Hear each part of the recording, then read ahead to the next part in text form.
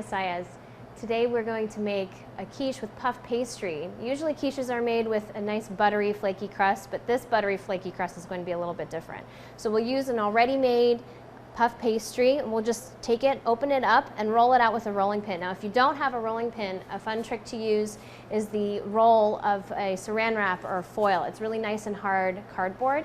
If you want to wrap it up with a little bit of saran wrap,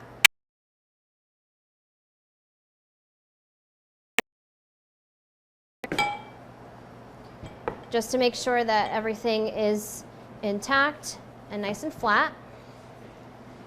And then we'll take our pie plate, any classic pie plate that you need, and we'll take our dough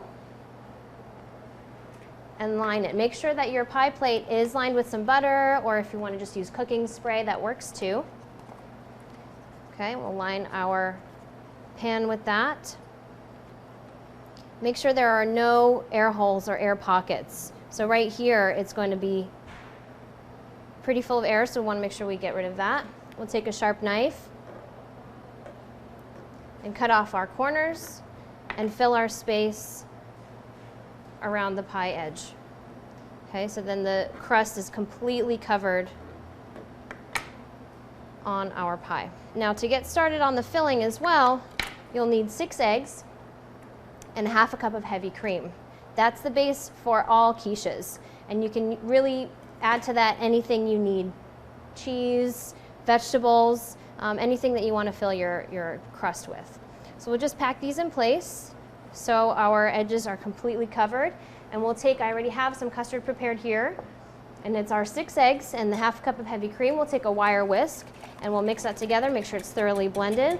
To this we will add 1/8 teaspoon of coriander. If you prefer nutmeg, you can use that as well. I love the zestiness of coriander.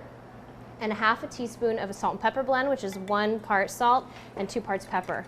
We'll go ahead and we'll mix that together.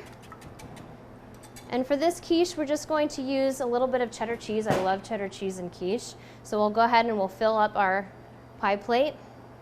Now with a puff pastry, you don't really need to pre-bake the crust. It will bake pretty thoroughly with your filling. We'll go ahead and we'll put about 1 cup of cheddar cheese. If you want to add a little more, don't be shy. And we'll put this in the 350-degree oven for about 25 minutes until it's all thoroughly cooked and the edges of your puff pastry are fluffy and brown. So here we have our finished puff pastry and cheddar quiche. It's really lovely, flaky. Really, we'll break this and you'll see it's really nice and buttery and really crunchy. It's a really perfect, delicious way to have a unique quiche.